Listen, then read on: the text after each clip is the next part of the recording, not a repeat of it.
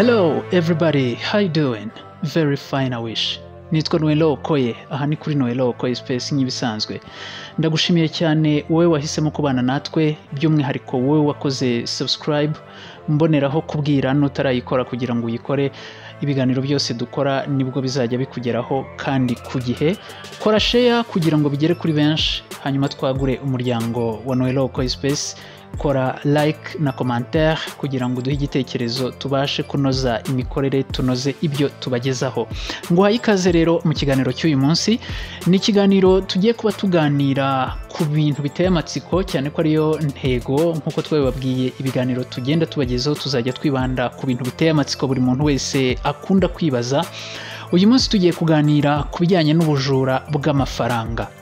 Turaganira ku bujura bw'amafaranga bufatwa nk'ubujura bw'ibihe byose, hashingiwe kuki? Hashingiwe ku kuba ari bwo bujura bwasahuye cyangwa bwatwaye bwibye amafaranga menshi cyane kurusha ubundi bujura bwabayeho mu mateka y'iyi si. Reka ubu bujura tudatinze tubutangire tubuhereye mu gihugu cya Brazil. Ubujura bwabereye kuri banki yitwa The Banco Central Burglary. Hari ku itariki 6 z'ukwezi kwa munani umwaka wa 2005 nibwo ubu bujura bwabaye. Ubu bujura bukaba bwarakozwe n'itsinda ry'abagabo bageze kuri 15. Aba bagabo bibye iyi banki bakoresheje ubuhanga bukomeye cyane, dore ko bifashishije tano cyangwa se umwobo bacukuye umwobo hafi ya hari inyubako y'iyi banki. Bacukura umwobo ufite ubujyakuzimu bwa metero 12 ndetse n'umurambararo wa metero 15. Uyu murambararo w'uyu mwobo waragendaga neza ugahita ubageza munsi y'iyi banki ahari icyumba kirimo vote cyangwa se umutamenwa ubitsa amafaranga. Icyakurikiye nta kindi, bakimara kugera aha bahise binjira muri iyi vote bakuramo amafaranga barirwa kuri miliyoni 71,600 by'amadolari y'Amerika. Aya ni amafaranga menshi cyane. Polisi rero muri Brazil yahise itangira iperereza ku buryo bwimbitse. Ikora iperereza, nyuma yaho yaje gufata abenshi muri aba bajura, ndetse banarimo uwari uyoboye ubu bujura twakwita mastermind wabo, uwitwa Marcos Antonio. Uyu mugabo akaba ari nawe waje guhabwa igihano gisumba cy'abandi n'urukiko, ashinjwa ko yagize uruhare rurenze urw'abandi kuko ari we wateguye ndetse akanagenzura ishyirwa mu bikorwa ry'ubu bujura. We yahanishijwe igifungo cy'imyaka 20 muri gereza. Ibi rero bikaba ariko byagendekeye iyi banki yo mu gihugu cya Brazil, ndetse kugeza ubu muri iki gihugu cya Brazil ubu bujura bwabaye bukaba ari bumwe mu bujura bufatwa nk'ubujura bw'ibihe byose butazibagirana mu bujura bwagiye bukorwa ariko bugamije kwiba amafaranga. Reka dukomereze ikiganiro cyacu ku bujura bwabaye bukitwa The Securitas Depot Robbery. Ubu bujura bukaba bwarabaye mu mwaka wa 2006 ku itariki ya 21 z'ukwezi kwa kabiri. Bwatangiye mu ijoro ryo kuri iyi tariki, butangirana n'igikorwa cy'iterabwoba ndetse no gushimuta. Aha bateye ubwoba abakozi b'iyi depo ndetse baza no gushimuta manager w'iyi depo, bamushimutana n'umugore we ndetse n'umwana we. Aba bakaba barabifashishije nk'iturufu yo kumutera ubwoba, bamubwira ko natabafasha kugera kuri vote cyangwa se ku mutamenwa ubitsa amafaranga ko bari buze kwica umwana we n'umugore we.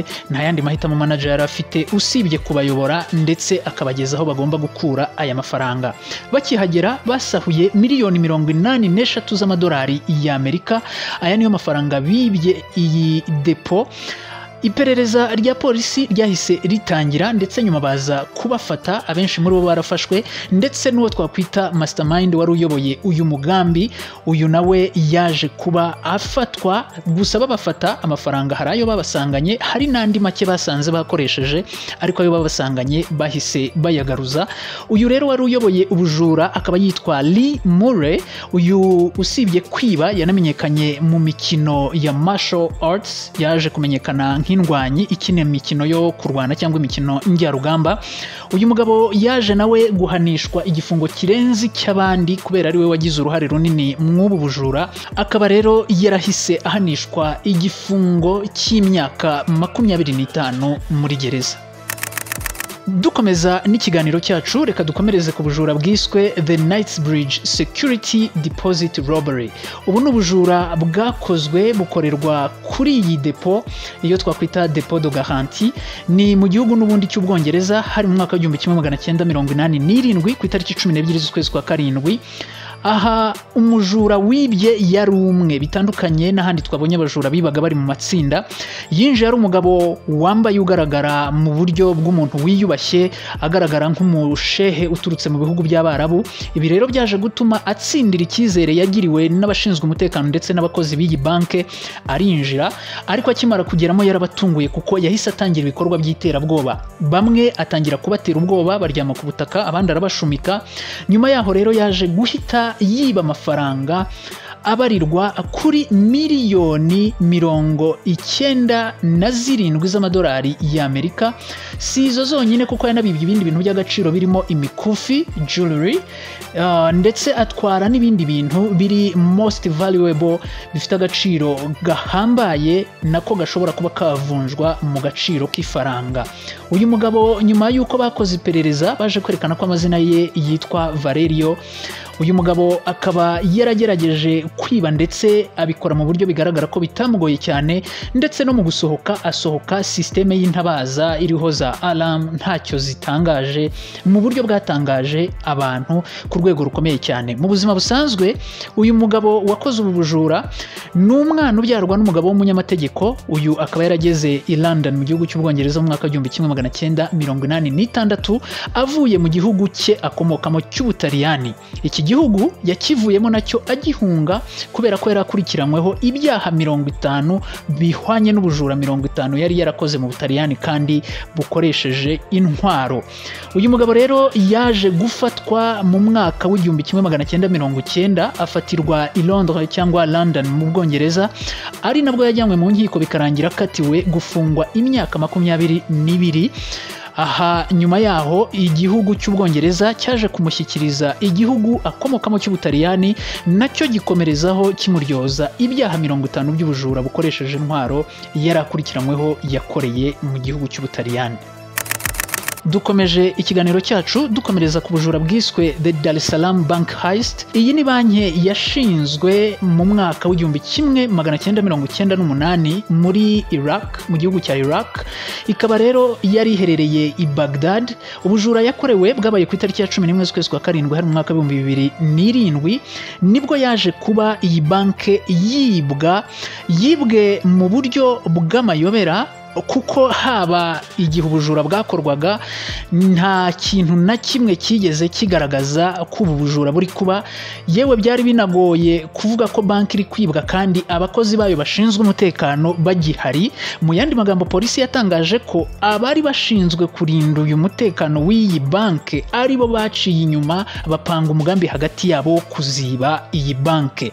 Iyi banki rero ibi niko byagenze, yaje kwibwa amafaranga agera kuri miliyoni 282 z'amadolari y'Amerika.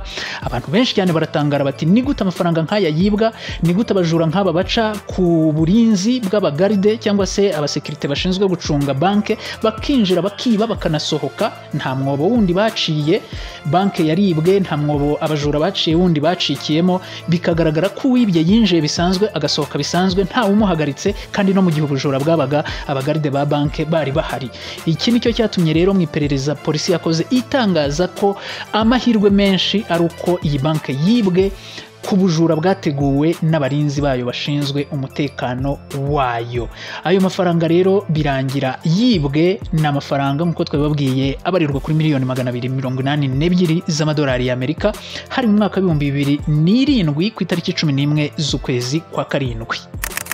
Dusoza ikiganiro cyacu cy'uyu munsi, reka dusoreze ku bujura bufatwa nk'ubwahize ubundi, bukaba ari n'ubujura bufite umwihariko kuko bwakozwe nko kubikuza amafaranga, ariko nanone bihinduka ubujura kuko uwayabikuzaga yifashishije imbaraga afite. Ntabwo ari ibintu yakoze mu buryo bukwiye ndetse yari kuba anemererwa mu buzima busanzwe, nuko yakoresheje uwo ari we n'imbaraga afite. Ni mu mwaka w'2003 ku itariki 18 z'ukwezi kwezi kwa gatatu, aha haburaga iminsi ibiri ngo rwambarane hagati ya Iraq na Leta Zunze Ubumwe za Amerika. Ni mu ntambara Amerika yashoje kuri iki gihugu igishinja ko gifite ububiko bw'intwaro kirimbuzi nubwo byarangiye zitagaragajwe. Aha rero bikigera kuri aya matariki, umuyobozi wa Iraq Saddam Hussein yahise afata umwanzuro wo kwandika urwandiko rusaba kubikuza amafaranga abarirwa kuri miliyoni 920 z'amadolari y'Amerika. Uru rwandiko yaruhaye umuhungu we witwa Husi, amuha n'imodoka 3 zo kumuherekeza kugira ngo zijye kwikorera ayo mafaranga. Niko byagenze, amafaranga yarabikujwe, ariko kuko Leta Zunze Ubumwe za Amerika tayari zari zamaze kuhagera, ndetse hari n'amatsinda y'abasirikare afite inshingano zo guhiga no guta muri yombi zigafata uyu mugabo Saddam Hussein, byabaye ngombwa ko uyu mugabo afatwa ndetse n'aya mafaranga ye arafatwa. Nk'uko rero byaje kuba bitangazwa na bamwe mu batangabuhamya bari bahari ibi biba, batangaje ko nyuma y'uko Saddam Hussein afashwe ndetse n'aya mafaranga ye, abasirikare banafashe ayo mafaranga ye, bahise bakora igikorwa cyo kuyagabagabana, buri wese atwaraho ayo ashoboye. Ni muri operation yabaye igamije gufata uyu mugabo ndetse no guhirika ubutegetsi bwe, ni Saddam Hussein. Ni operation yiswe Red Dawn, ikaba ari operation yitiriwe filme yo mu mwaka w'1984, yari filme y'abanyamerika nayo yiswe Red Dawn, akaba ariyo bashingiyeho batira iri zina baryitirira iriya operation. Ni code named Operation Red Dawn, ni izina bitiriye operation yo gufata Saddam Hussein barikuye kuri filme y'abanyamerika yasohotse mu 1984 yitwa Red Dawn. Reka ngushimire wowe twabanye muri iki kiganiro, nkwibutsa ko kugira ngo ukomeze ukurikira ibiganiro byacu neza kandi ku gihe, nuko ukora subscribe. Niba utarayikora yikore aka kanya. Nanagushimira cyane kuko iba ari inkunga ikomeye cyane, bidufasha kwagura umuryango wacu mugari. Kora share kugira ngo bigere kuri benshi, ikindi kandi kora like, ushyiraho na commentaire kugira ngo tubashe kugendera ku bitekerezo byanyu, bitwungure ibindi bitekerezo byo kunoza ibyo dukora ndetse n'uburyo tubikora. Nitwa Nuello Okoye, iyi ni Nuello Okoye Space. Bye bye, God bless.